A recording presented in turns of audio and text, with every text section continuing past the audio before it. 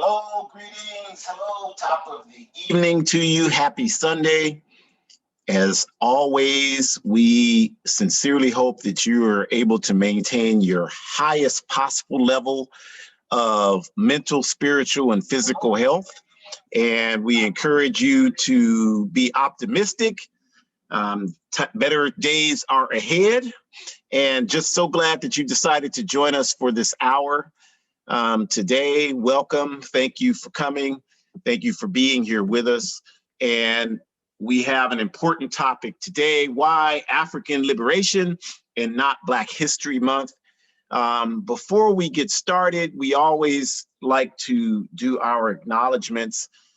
We acknowledge that this is Indigenous people's land that we're on here in the Western Hemisphere. And so we always acknowledge the Indigenous people of the Western Hemisphere, not as some distant, far off past people, but as a people who still live, breathe, and exist today, who still practice their traditional customs and ways of life, who still manifest themselves in various forms, whether it be people who call themselves Indigenous or Native or American Indian, or whether it be people who call themselves Mexicano or Chicano or Puerto Ricano. Whatever the case may be, you all, this land belongs to those folks. And they are not fighting for just recognition, the fact that it was stolen from them and just move forward. They are fighting for their land back. When they deny and turn down these offers the US government makes to them for violating the Fort Laramie treaties and returning the Pahasapa or the Black Hills to them, or what you call Mount Rushmore, they have turned down millions of dollars in settlement offers because they want the land back. They don't want money, they want the land back. That's something for us Africans to get a much better understanding of. A lot of us are talking about putting a price tag on our suffering and getting a check for 528 years of suffering, which in our view is disgraceful. So we acknowledge the Indigenous people of the Western Hemisphere. They want their land back and we want ours back. And if this is their land, then it can't be our land. So, you know, we acknowledge that Africa is our land. And that doesn't mean that you have to move to Africa. A lot of us with our mentalities, we don't want you to go to Africa, infecting the African continent with all this backward ideology and practices that exist over here. But for those people who are open and wanting to, you know, understand our real current and future connection to Africa, then we pay homage and respect to our African ancestors who have fought and struggled diligently for us to be able to be here today. They are the reason that we are here today. So we honor them all the time, every time we do this. And then we just wanted to point out two things quickly before we get started rather. One is the sad report came out that Mumia Abu-Jamal has COVID and is suffering in the prison institution that he's in on the East Coast here in the United States. And if you don't know, Mumia Abu-Jamal has been in prison now for over 3 decades, going on 4 decades. And he was accused of shooting and killing a police officer. There's absolutely no evidence that he did that. He was a journalist in Philadelphia who had covered the MOVE organization. If you know that history, the city of Philadelphia bombed the MOVE organization's household. Mumia was an outspoken critique of the city of Philadelphia and its dark-skinned mayor at the time, Wilson Goode, who ordered the dropping of C4 on a house full of human beings in the city of Philadelphia, killing all of them except one person, Sister Ramona Africa. And because of that, Mumia was targeted and he ended up in prison, and he's been in prison ever since. And I know, you know, there's a lot of confusion in this society, but for us, people like Mumia, those are our troops. That's who we thank for our service. Those are the only troops that we thank for our service. So we certainly have Brother Mumia in our thoughts today, and we hope that he is able to have a fast recovery, and we hope that we can get him out of prison. He shouldn't be there, just like Sundiata Acoli shouldn't be there, Mutulu Shakur shouldn't be there, Jamil Abdullah Alamin shouldn't be there. And if you don't know who those people are, shame on you. because we'll sit around and talk about Bill Cosby shouldn't be, you can throw the prison on top of Bill Cosby as far as I'm concerned. Those people I just mentioned are the people who sacrificed for our liberation. So that's why we speak of them with honor and respect. And so that's one thing we just wanted to put out before we began. And then the other thing is, if you follow any of the headlines that come out of Africa, so there are 8 people in the country of Mali, West Africa, who have just filed a lawsuit against Cargill International, Hershey Chocolate, Nestle Chocolate, and any number of these Godiva, any number of these chocolate companies. And the reason why they're filing this lawsuit is, if you didn't know, if you look at that west region of Africa, Ghana, Cote d'Ivoire, Burkina Faso, Mali, that little cluster of countries in that area there in West Africa, they produce about 90% of the cocoa on the world market today. And the cocoa industry, like every other industry, is extremely brutal and exploitative towards the African people who do the work there. You know, all we know is that we're eating a chocolate bar or chocolate something. We don't think about the struggle that was produced and the exploitation involved in producing that. So I just mentioned that because these folks are trying to file this lawsuit, and they're going up against, obviously, these large multinational corporations. But the point is that we always say here and everywhere we do our work, that this US capitalist economy is built on exploiting Africa. And this is just a clear example, you all, of how that manifests itself. And so the next time you're eating chocolate, just remember that. I'm not saying you can't enjoy chocolate, but just remember that everything that's here, all the wealth here is stolen. The land is stolen. The person talking to you right now is stolen. Everything in this society, look around your room you're in or wherever you are, everything is stolen. All the materials that went into whatever you're looking at is stolen. Everything is stolen. It's a stolen society. So with that, we'll go ahead and move into our introductions, because history is a tool to help us reclaim the knowledge so that we can correct the injustices that have been perpetuated against us. So we definitely want to do that. And we definitely want to talk about our title today in that context. So again, we thank you all for joining us. My name is Ajamu, a longtime organizer in the All African People's Revolutionary Party, which is the organization that sponsors these weekly workshops. I've done work for the party all over the world, mostly throughout Africa. And if I have my way, I will continue to do that for as much time as I have left on the planet Earth. And then with me, I have my outstanding daughter, Shakura, who is in another part of the plantation here in this country, but has grown up in the All African People's Revolutionary Party and is on the verge of finishing up her doctorate degree. She'll be the first doctor in our family in communication, public health, with an emphasis on women's health. And we're going to hear a lot more from Shakura next month, Women's History Month, in these weekly workshops around these questions. And going back to the All African People's Revolutionary Party, our objective is Pan-Africanism. Pan-Africanism, which we define as one unified socialist Africa. That's our objective. If you look at the book on the right, the Handbook of Revolutionary Warfare, the founder of our party, Kwame Nkrumah, wrote that book in 1968. And in that book, he lays out the strategy for achieving Pan-Africanism, or one unified socialist Africa. And he calls for the unification and the on-the-ground work of all Pan-African formations on the ground in Africa who agree with Nkrumah's call for one unified socialist Africa. So the people you see, the logos you see rather, the Pan-Africanist Congress, PAC, is an organization of hundreds, thousands of people, millions of people in Azania, or what you call South Africa, which is the colonial name. They are a part of this working fusion that we have going that Nkrumah called for, the African Party for the Independence of Guinea-Bissau. That's the governing party in Guinea-Bissau, or the PAIGC. They are millions of people, same thing there. The Democratic Party of Guinea, the Party of Sekou Touré, PDG, RDA, millions of people there. Azapo, the Azanian People's Organization in Azania again, Amilcar Cabral Ideological School, Nigeria, Zimbabwe Movement of Pan-African Socialists in Zimbabwe. Again, you know, you're talking about millions of people who are uniting together to form one fighting force to achieve one unified socialist Africa. So when we talk about Pan-Africanism, we're not just talking about a dream. I know that's what CBS and NBC and CIA want to make all of us believe. It's just a concept in our heads and it's not really real.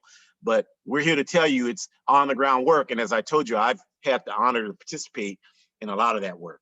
So we are moving forward. And also we are fortunate to engage in work to build chapters all over the world in relationships with other liberation movements, the Palestinian National Liberation Movement, Irish Republican Socialist National Liberation Movement, Filipino National Liberation Movement, and of course, indigenous people of the Western Hemisphere. We will continue to build, nurture, and support all of those relationships. So for today's topic, African Liberation Month, not Black History Month, we will start by turning it over to Shakura. Good evening, everyone. Thank you so much, Daddy. I really appreciate that. And I just want to start off, of course, echoing my dad by saying we continue to hope that you all are hanging in there as best as you can. I know for me, it's getting rather difficult to hear about just so many people who are transitioning left and right. And so I'm trying to stay strong. And one of the things that I do to try to keep my head focused on that is I want to make sure that people who are dying so that I can continue on with their legacy. And so as my parents have instilled in me so nicely, I am here because I have a purpose, because someone sacrificed for me to be where I am. So I mean physically to be where I am, but I also mean emotionally and mentally and any other entity that you see and define yourself in terms of your identity. So I would encourage you to just continue to try to stay strong however you can, because we have a responsibility, not just to our ancestors, but to our current brothers and sisters who are still physically living on this planet, to really make a better world and to make a difference. And that starts with helping to end oppression for all people, no matter what their race, class, or gender may be. And on that note, I just want to continue to highlight, you know, I'm hoping that the people who decided to join tonight decided to join because the topic, or the title, I should say, of the presentation caught your attention, because this presentation is so important for a lot of different reasons. All of the seminars that the party gives have been crucial and significant in different ways. But I just want to continue to highlight that the specific reason that we chose this title is because we're trying to continue to reverse this narrative that has been shoved down all of our throats since we were born on this plantation. And that narrative is that Africans in America are separate from Africans from the continent. And that is not true by any means necessary. If you truly, truly think about it, the whole reason you are in fact African is because you descend from Africa. So when they teach us about quote, Black History Month, they're specifically using terms that separate Africans from the continent, because now that slavery is quote unquote over, that's, you know, to be disputed, but whatever. Now that slavery is quote unquote over, we have this idea where we just have to assimilate and learn how to exist in this new world in America. And that means that we get to continue to not understand who we are. That means we get to continue to not learn who we are, because colonialization and capitalization beat that out of us, literally and mentally. Okay, but we need to push back against that, brothers and sisters. We need to not be afraid to be connected to Africa. We need to go get passports if we have privileges and money and income and resources to do those things. And we need to buy plane tickets and go home, because no one can tell you who you are unless you yourself have done the research. And why would you allow someone to tell you who you are? Why would you be okay with that? That's not okay to me. That is very much unacceptable as far as I'm concerned. So I don't call it Black History Month. I call it African history, because no matter where slavery made us land, wherever we were in Jamaica or Miami or Cuba or wherever, we are African. And that's what our brother Nkrumah talks about in Class Struggle. So I just want us to continue to remember that. Continue to remember that any contribution that any African made to make the world a better place, we should all celebrate. And we should not be dividing ourselves, because we all come from the continent. Malcolm X was, of course, correct when he talked about history being the best weapon to confront our oppression. Consequently, as students of history, we must always recognize the critical importance of Carter G. Woodson's call to commemorate Negro History Week and how that practice evolved into what is now recognized as Black History Month every February throughout the US. The issue we plan to bring into consciousness during this session is twofold.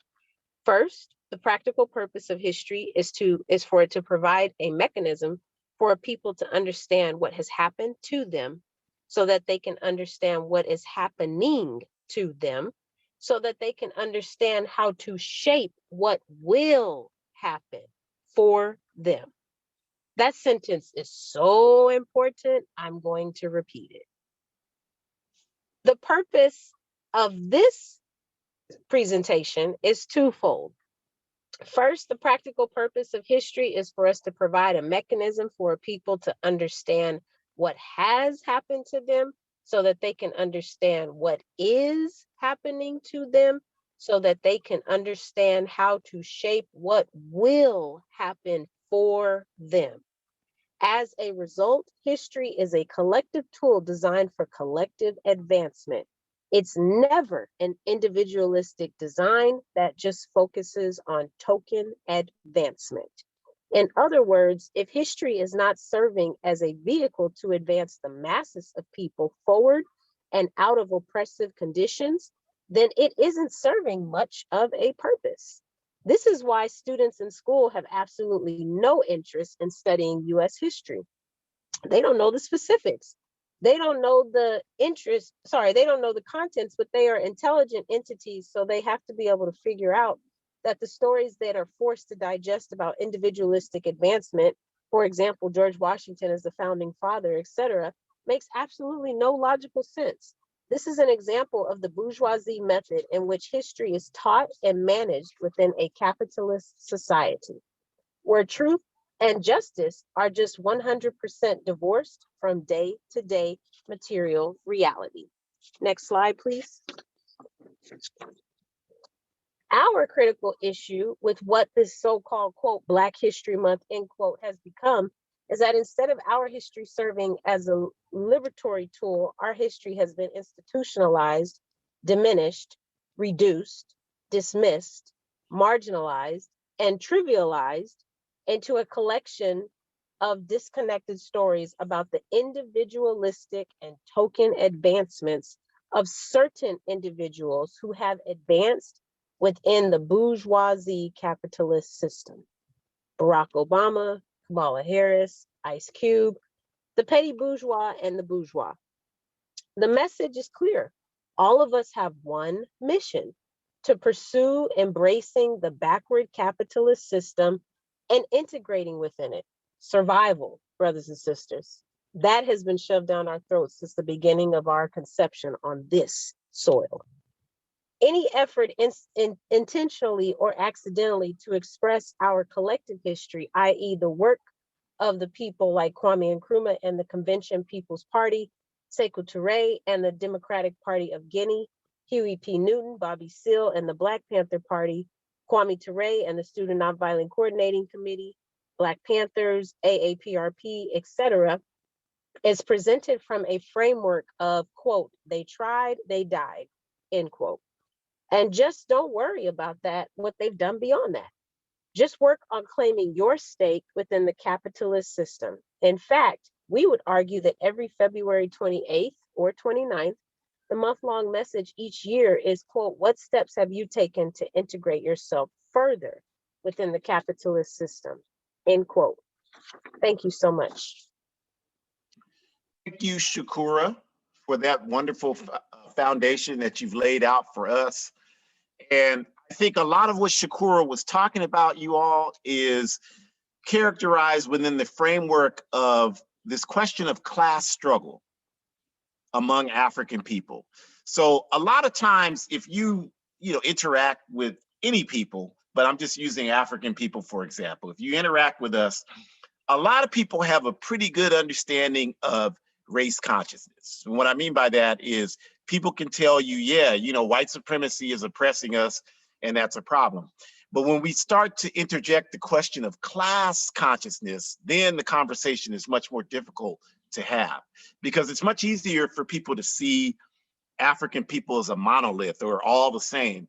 But the reality is that we have never all been the same, and we will never be all the same in terms of our ideologies, in terms of what actions we're pursuing and what interests we are working for. And that's a struggle, that's a fight. That class struggle that happens is a fight. So you have to understand this history. Like if you look at the history of this society, when you had 300 cities in this country burning up in 1968 after the murder of Dr. Martin Luther King Jr., and a lot of those urban rebellions were happening even before he was murdered, just because of the general oppression that our people experienced. The Johnson administration in 1967 put together a commission called the Kerner Commission. And the purpose of the Kerner Commission was to study the race problem in this society. And the Kerner Commission went and did extensive research. You should go and read the report. It's actually quite comprehensive. And what they did in that report from 1967 is they laid out all of the inequities of white supremacy under the capitalist system. And they gave recommendations. And the recommendations they gave were that solutions needed to be imposed to address the rampant poverty, and white supremacist practices and policies, or else they would continue to be unrest in this society. That's what they said. So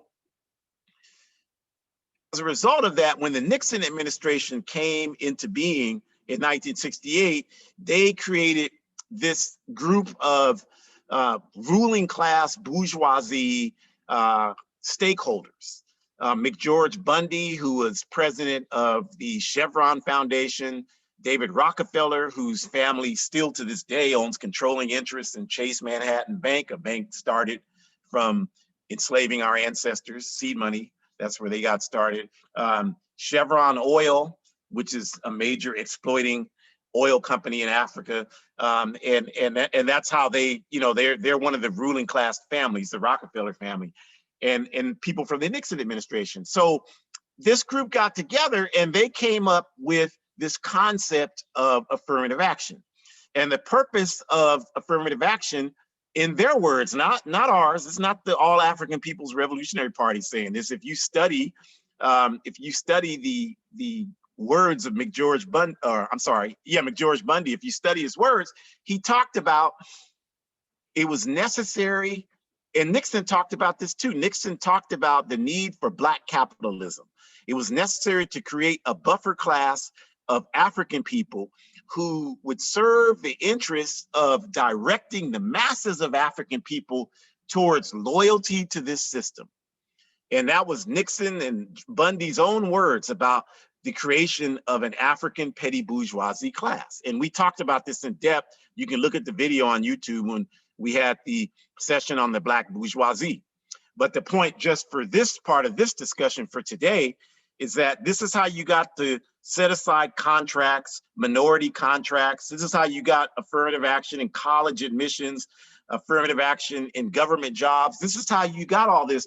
But the purpose of this was never to create advancement for the masses of African people. There was never any design or vision about using these tools to do that. It was always only about creating a few African petty bourgeoisie and bourgeoisie who would serve the purpose of being overseers over the masses of African people. And that's important for us to, I know that's a hard pill for a lot of us to swallow, but the evidence is overwhelming. Like there really isn't an argument against that. And it's important to understand that, because if you understand that, then you will understand that these people, Ice Cube, Barack Obama, Kamala Harris, yeah, they might say or do some things that we can benefit from, but when push comes to shove, and it's a question of the masses of African people or the interests of the capitalist US empire, every single time, 100% of the time, they're gonna fall on the side of the capitalist empire. And we have to understand that, you all. If we don't understand that, we'll forever be confused, frustrated, saying the same thing every time, pushing the same thing every time, which is, and expecting a different result, which of course we know is the definition of insanity. So this class struggle within the African community in this country and the world is devastating, you all, and we've got to understand that, so we can understand that, you know, just because you're looking at someone that looks like you does not mean they represent your interests. Even if they say the right things, sometimes it still doesn't mean that. And so this petty bourgeoisie, middle managers of the capitalist system, right? They've been elevated into this position to become mouthpieces for our people. And so everything that we have, everything that we've produced has come from struggle in the society. There's no exception to that. Everything that we have produced has come out of our struggle to be free. And Negro History Month in 1915 from Carter G. Woodson evolved into Black History Month in the 1970s. And the purpose of this was to say that we need to recognize our history, because our history is a history of struggle against this backward system. And that was the purpose. But if you study what Carter G. Woodson said in his book, his landmark book, The Miseducation of the Negro, there's absolutely no debate about what I just said. But what has quote unquote Black History Month become? It's not today, I would argue, especially from these mouthpieces that, you know, supposedly represent our people, some of these individuals that we've named, people like Kamala Harris, it's no longer coming from those people a tool for us to assess how we become stronger in fighting against this oppressive system, but it's now become this thing where we have to celebrate a few Negroes integrating into the capitalist system. And if they did it, then that means you can do it. So all you have to do is emulate them and you can get into the system. You can start a business, you can get rich, you can do all the things that this system represents that are built on the backs of our people. But you can do the same thing, and instead of you just being exploited, you can begin to learn how to be an exploiter yourself. And so that's the message, that so many good people are just kind of in autopilot and just accepted. And corporations have come to sponsor Black History Month and promote that message. And that message has become normalized. It's become the dominant message. Like, people aren't even talking about Black History Month, quote unquote, as a tool to help us struggle for our freedom and liberation anymore. People are talking about it, celebrate. Well, we got so many Negroes that are in government now. We got this now, we got that now, we got this individual that did this. And so this has become how it's been normalized to interpret it, which has nothing to do with advancing the masses of our people. That's our argument.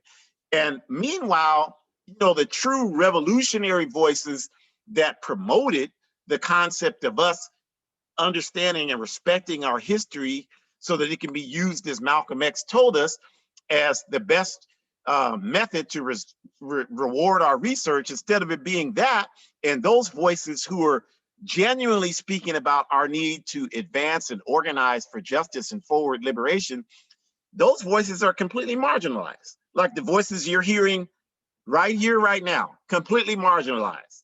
You know, people from this petty bourgeoisie and bourgeoisie African class, they hear the way we're talking right now. They're like, well, those people are crazy. They're just talking like that because they're angry.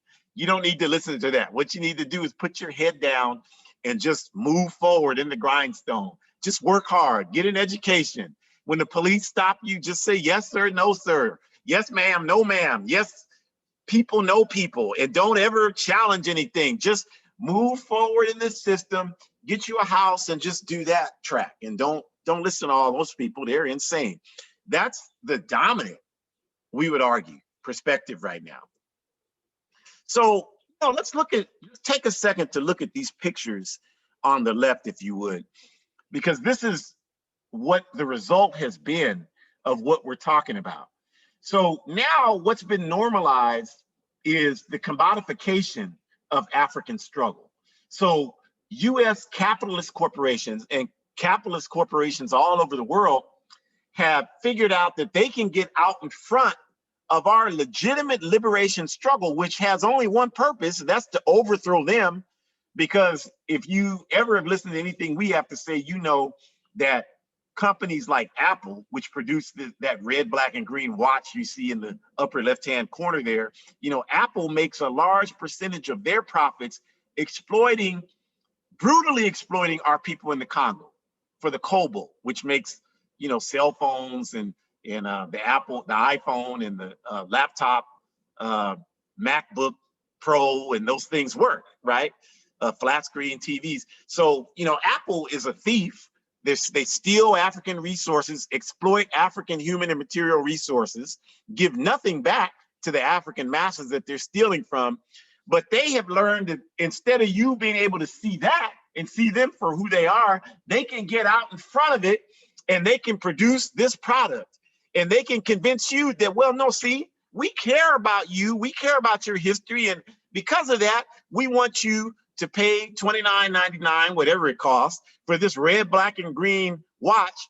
And that's demonstrating to you that we care about your history and your struggle as a people in the society, and we're going to make even more money from you in the process. And a lot of us just kind of just on autopilot accept that.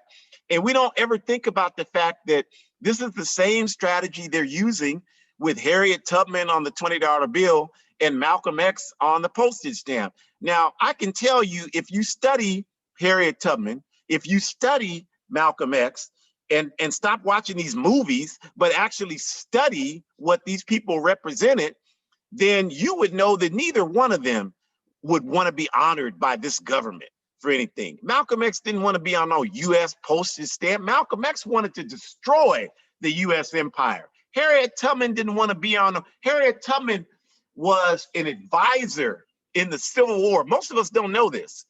All we know is she helped 300 slaves escape. We don't even know she was an advisor to Ulysses S. Grant's government. If it wasn't for Harriet Tubman's intel work with Grant and the North would have never defeated Robert E. Lee in the South in the Civil War. She understood the contradictions of this society and that this society was built on slave labor. She didn't want to be on this money, because the only people that are on US money are murderers and killers, each and every one of them. George Washington, Thomas Jefferson was a murderer of indigenous people of the Western Hemisphere. That's how he got his claim to fame, murdering indigenous people. That's how you get on money. The only way you're on money, the only way you have streets and schools named after you in this country is because you murder hundreds of thousands and millions of African people and indigenous people. That's the only way you qualify to have that quote unquote honor. Harriet Tubman,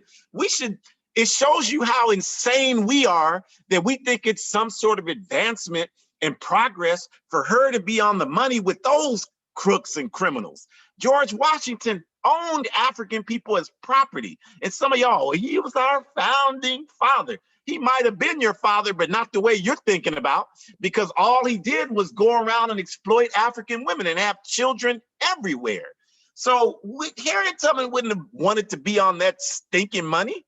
Yeah, we have to use the money because we're not in power yet. We're fighting to gain power. But that doesn't mean because you have to use something that you have to honor the fact that you're using. I mean, that's only insane people that think like that. If you're in jail, you don't honor the jail cell. You do everything you can to try to get out of the jail, even though you have to spend the night there every day. So these things are not, for you, they might be, you might see them as things that are honoring us. But what we're saying to you all, family, is that these things exist to confuse us and to make us believe that this system is standing beside us and standing behind us and working to support us in our march for freedom. But our march for freedom is about confronting the systems that oppress us, and that's this empire. So they can't ever stand by us and behind us and with us. And they know that. So that's why they're trying to get out in front of it so they can confuse you into thinking that they're standing with us. Because then if you think that, you won't make any kind of moves against them. And that's their whole objective. So yeah, you have Luka Doncic there in the bottom picture. If you don't know who that is, he's a professional basketball player in the National Basketball Association in the NBA. Very good, from Croatia, out very extremely good. But you see him wearing the shirts there that they're wearing. So, you know, these entities like the NBA want to, again, convince you that they are concerned about African liberation. But you forget the fact that last summer, the NBA players were ready to strike. Do y'all remember that? LeBron James, Kawhi Leonard, they voted to strike. And they had major influence because of their star status in the league over the rest of the players. And so a lot of the players they had a meeting, closed door meeting, Giannis Antetokounmpo, all of them. And they were Kyle Lowry, they were talking Chris Paul, who's over the union, the players. So they were talking about, we're not going to play a single playoff game because of the killing of George Floyd. So y'all forget all this. And what happened, because I know some of you get so upset when we talk about Obama because you love you some Obama. But what happened with that is they were going to have a labor strike in the NBA. That would have been unprecedented had that happened. And here comes your boy, Obama, and no, you don't need to strike. Don't strike, vote. That's what he told them. So everything was called off, and you had your election, and you got in the capitalist you wanted, defeated the other capitalist you didn't want. The fox, as Malcolm X said, defeated the wolf. And now you're happy. You've made some sort of progress. I don't think the Syrian people would agree with you who are being bombed into submission right now. I don't think they would agree with you, but we don't look that deep into it. So we can't be confused by this symbolism, you all. We can't be confused by the efforts by this system to get out in front of us. That's what they always do, and confuse us about what's really going on. They want us to see history as something dead that simply represents us gradually, individually integrating into this system, and no efforts being made to liberate us from this system. That's their objective. So also another element of that is quote unquote Black History Month, as Shakur mentioned, completely separates us from Africa, completely separates us from Africa. And because we're separated from Africa, meaning we don't know anything about Africa, and again, Africans get mad here when we talk like this, but the truth is, like, y'all know, you ain't read no books on Africa, and only about 8% of the Africans in the US even have passports. We're not talking about people in the military, because you didn't make the decision to get that passport to travel to Africa. You have to have the white supremacist capitalist power structure make that decision for you. So you don't get any credit for that. But of the people who are adults who went and got passports so they can travel, only 8% of us here. So that means 92% of us have no intention of going anywhere, not to mention Africa. So we don't know anything about Africa. So that's why you get this confusion, like, well, the US, there's anti-Blackness.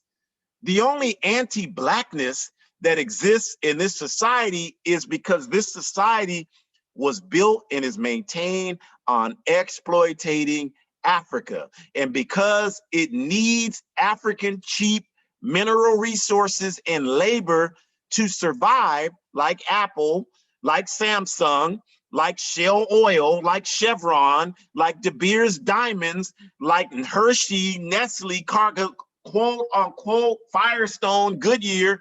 The entire capitalist economy is built on exploiting African human and material resources. They have to keep African people in this society oppressed. That's what that's about. There's no anti-Blackness because of the color of our skin. If you read Socrates, Aristotle, Pythagoras, the so-called great Greek philosophers, they all went and studied in Mali. I just told you, our people in Mali are filing a lawsuit against the cocoa companies now. Mali is where the world's first university is, Timbuktu. And those crooks and thieves went there to study. They learned philosophy and rhetoric and debate skills from Africa. That's where they got it from. So they know Africa was a high level of civilization. They know there's no anti-Blackness. All Europeans are trying to do is look like us and talk like us and dress like us and dance like us. That's not what it is. It's Africa. But because we don't know anything about Africa, we don't have the ability to make that connection. And because the people who control how we look at our history, their agenda is to separate us from Africa, then they just tell us, well, it's Black history. Get Harriet Tubman on the $20 bill, and we accept that. Oh yeah, that's progress. That's progress for us. And all they do is sit behind closed doors and laugh at us, you all. They laugh at us. And you know what? They have a right to laugh at us. We're that easily confused. They should be laughing at us. And they will continue to laugh at us until we wake up.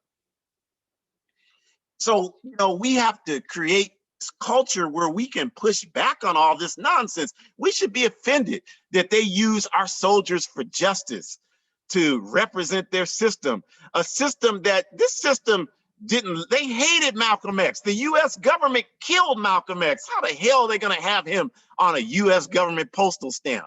That makes absolutely no sense. How is Apple gonna be celebrating African history when they profit off of African exploitation in Africa and around the world? How are they gonna be celebrating Harriet Tubman? Like, this is an insult, you all. So it's never gonna change. Like Frederick Douglass said, there is no progress without struggle. It is never gonna change until we force it. Nobody's gonna respect us until we respect ourselves. As long as we sit around here talking about, well, we should get Harriet Tubman on the $20 bill, that's progress for us. Then all we're doing is playing into somebody else's narrative about what we should be about. I would never want anybody that represents us on any blood money. Every piece of money in this society is blood money, you all. Nobody can dispute that. So we have to understand it and start pushing back.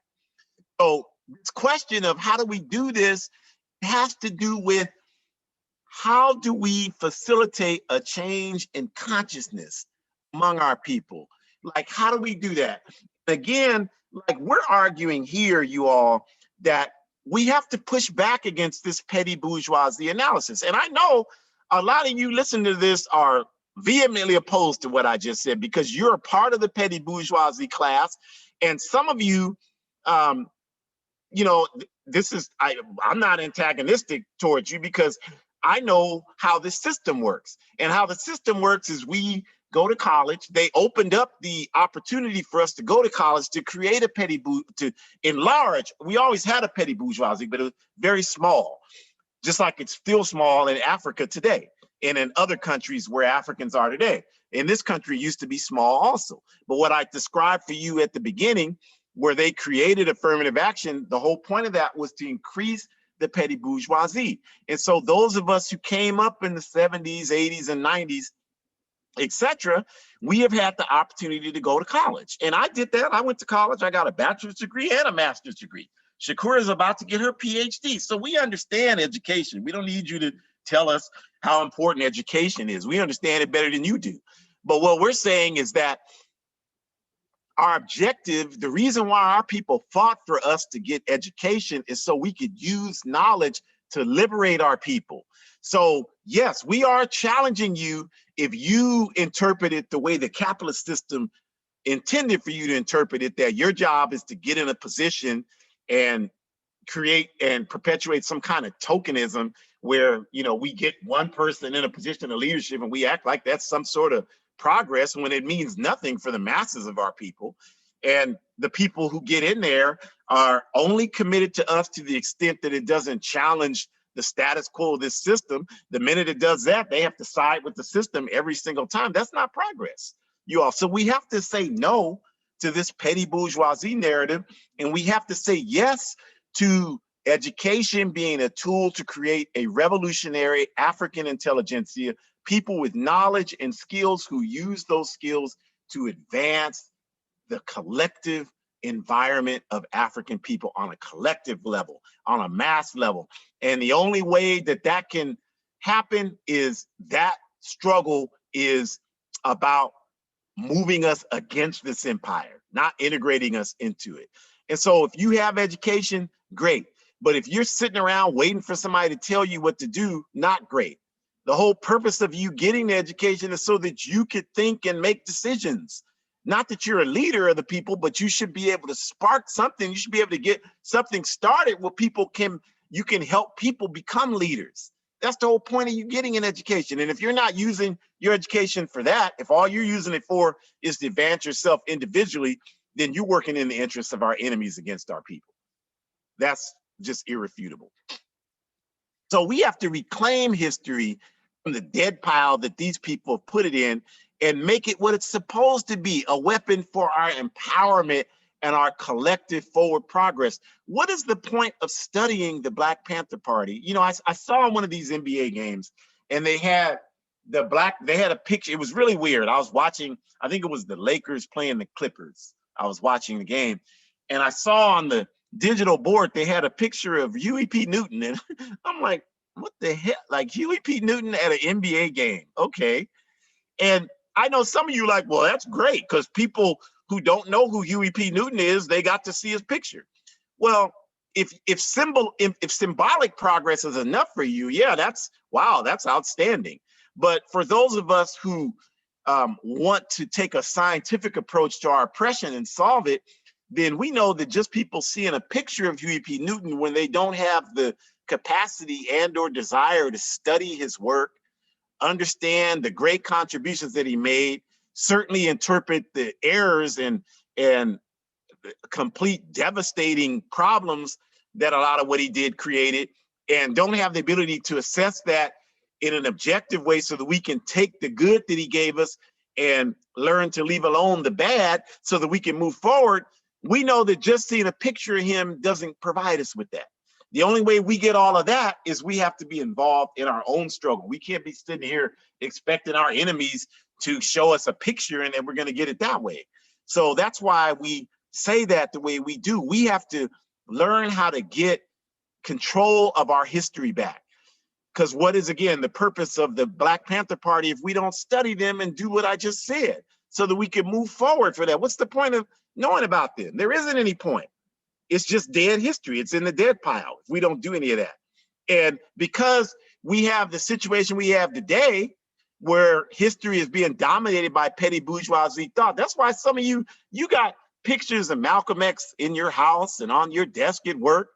You wear Asada taught me shirts, and nothing about anything about your life is about carrying on the work of Malcolm X or the Black Panther Party or Assata Shakur. Nothing about your life is about, in fact, everything you're doing is opposed to everything that they stood for. And the only reason how that could happen, that kind of dichotomy could happen, is because we don't control our history. We don't control it. We've allowed it to be stolen from us by this capitalist system. And so now you can do anything. You can buy a red, black, and green watch from Apple and you're celebrating our history. That kind of confusion. If aliens landed here 100 years from now and saw this, they would have to shake their heads and say, what the hell was wrong with those people?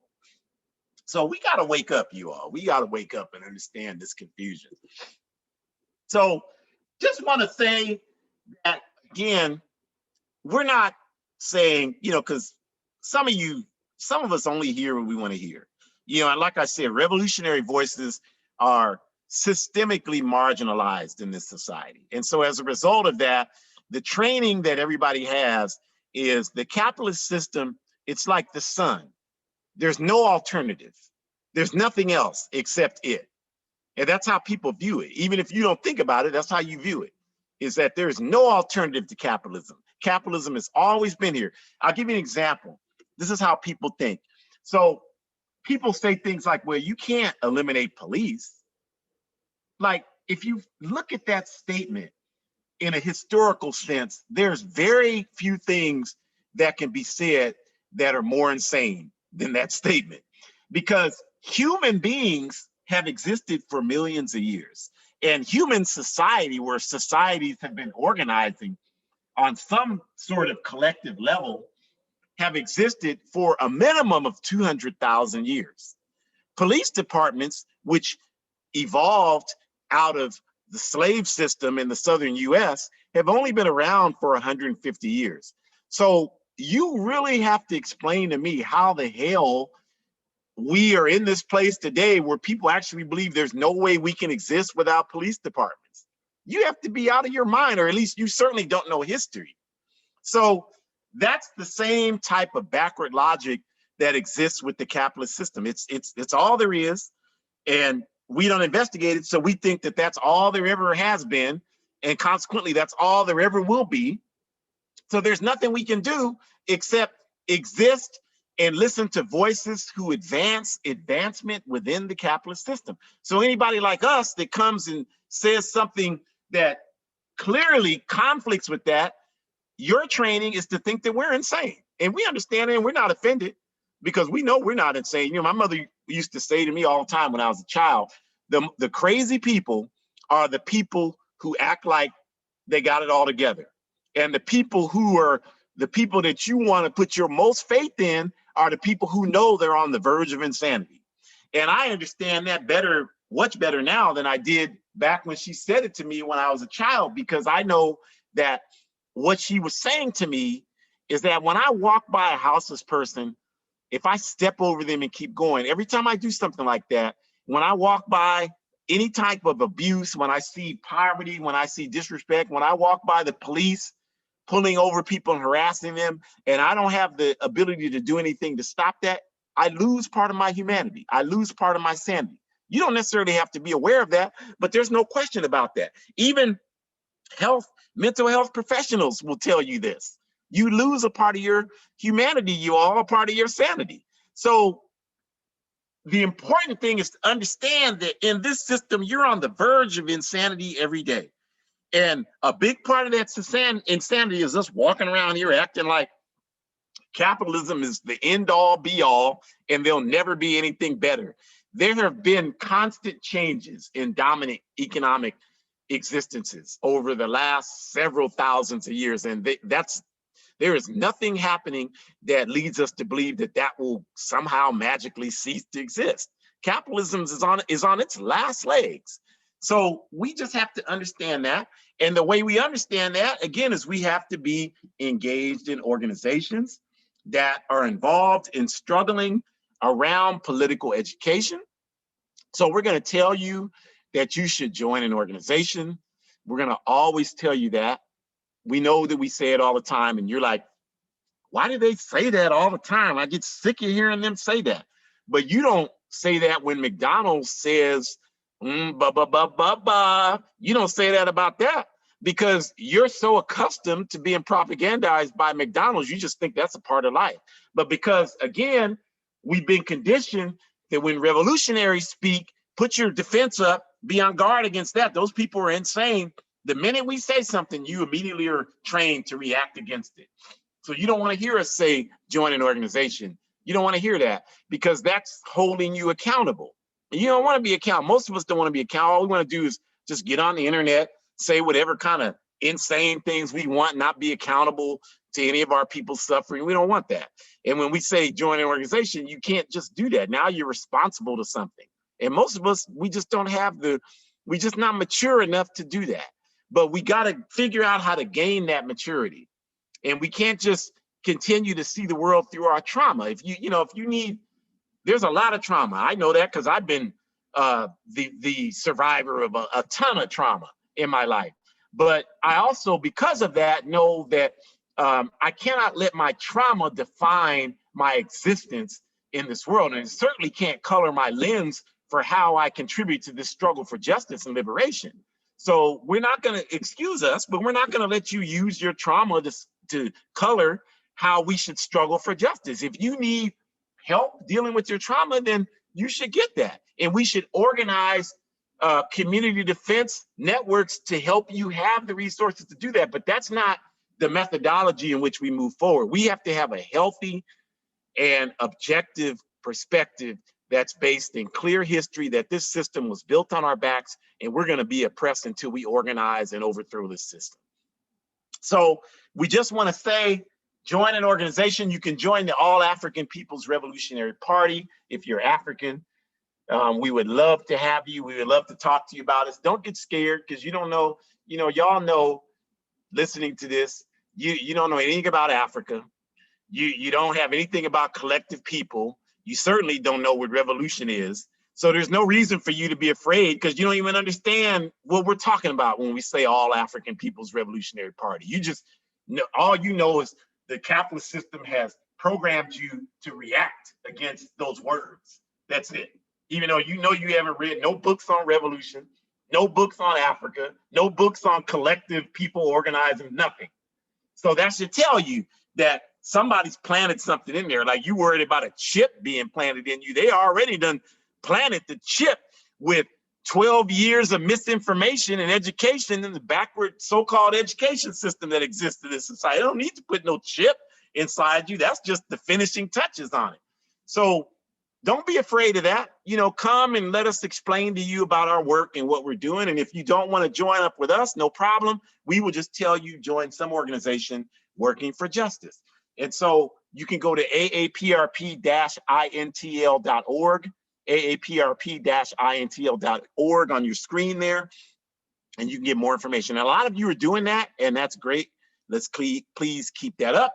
And then my blog, if you want to reach out to me and cuss, or, you know, I don't know, maybe you're some of those people who make threats on there. I get a lot of those threats, and that's fine, because Secretary was correct when he said, if the enemy isn't doing anything against you, it's because you're not doing anything. So that is not a concern for us when that happens. But there's also a lot of good blog articles. You can watch all these videos. They're all housed there. If you want to go to abetterworld.me, that's all there. And our upcoming events are there. And you can find out information about, you know, the books that I've written if you're interested in that. And then the hoodcommunist.org. I'm an editor on the editor board there. It's an outstanding collective. I'm fortunate enough to have writings on there. There's some outstanding writings on there about African women and feminism, this week. That's on there right now. So go to hoodcommunist.org and look at that. And I actually have an article I wrote on there. It's about how Zionism, the political movement of Zionism, has manipulated African movements. So you can read those on there. So go check it out. And lastly, I just want to talk about my, I recently released this 76-page manifesto you see there on the right, a guide for defense against white supremacist, patriarchal, and fascist violence. It's a very comprehensive read. A lot of people are buying it, which I appreciate it. I want to try to do whatever can be done to elevate that to people getting in study groups, because my goal for writing this, I spent 3 years writing it. My goal is to get these ideas out there so that people are talking about them in a way that spreads. So it's great if you bought it and you're reading it individually, appreciate that. But again, we're trying to build collective organizations. So if you read it and you liked it, and I know if you read it, you liked it, because it's good. We put a lot of work into our work. Then find some other people and read it with them and build something. And again, as we always say, we'll put it out there. If you want help building something, we'll help you do that. We'll give you our templates, because that's what we're trying to do. But the information in that manifesto is about how you get together with people in organized neighborhoods, what you do, what kind of decision-making processes you can put in place, how you can organize political education on a block-by-block basis in neighborhoods, how you resolve contradictions, how do you get resources to train people in conflict de-escalation and self-defense and all of these things. How do you stop police terrorism and misogynistic violence? That's what this manifesto is about. So you should check it out. You can only get it through Amazon, because there's no, there just aren't any sources of printing revolutionary Pan-Africanist literature, but it's a template that, you know, certainly African people can use and all people can use to organize in our communities. And that's what we're about. And I hope you can do that. And I hope you can join us for the book release event for that, which is going to be on April 4th. You see in the flyer there on these same channels. You're actually just going to use this same format for that book event. And we're going to do, you know, next month, we're going to have this program, a laser focus on African women's health issues. March is African Women's History Month. And so you're going to hear a lot more from Shakura next month, who obviously is studying for her doctorate on women's health issues. So she has a lot of valuable information that you're definitely not going to want to miss. And we're going to be talking about a lot of those issues next month. So a lot more from her, a lot less from me, which will probably make some of you happy. And that's fine, because I'm not in this for my ego. If I was, I would be doing a whole lot more than what I do. I'm in this because I want to be free and I want you to be free. So we thank you for joining us. Please go out and buy the book and use it to organize with. Whatever money comes from it is just going back to the people. If you study us, you already know that. So help us do this work. And we appreciate you coming in and participating today, as we always appreciate you coming and participating with us. And we ask you to join us next week. Enjoy the rest of your Sunday. Forward ever. You can reach out to me at abetterworld.me if you like, but forward ever, backwards never. Always stay strong, you all. We love you. Smash patriarchy. Build one unified socialist Africa. Enjoy the rest of your Sunday.